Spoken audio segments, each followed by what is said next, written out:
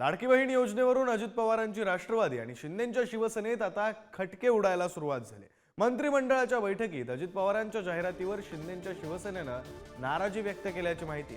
मंत्रिमंडळ बैठकीत दादाचा वादा या जाहिरातीवर आक्षेप घेण्यात आलाय, तर मुख्यमंत्र्यांचं नाव वगळून दादांनी श्रेय कसं घेतलं असा सवाल हा शिंदेंच्या शिवसेनेनं विचारला। जाहिरातीवर दादा भुसे, दीपक केसरकर यांनी आक्षेप घेतलाय, तर मंत्र्यांच्या आक्षेपानंतर फडणवीसांकडून मध्यस्थी करण्यात आल्याची सुद्धा माहिती आहे।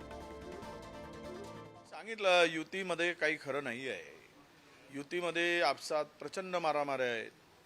दादा का वादा, भाऊ का इरादा, भाई का कुछ नहीं, भाई अभी अपना भाई अपनी जगह बोल रहा है, मुख्यमंत्री माझी लाडकी बहीण। आणि हे तीनही पक्ष मिळून महाराष्ट्राचं वाटोळं तर केलंच, पण योजना आणून त्यामध्ये सुद्धा यांच्यामध्ये ताळमेळ नाही।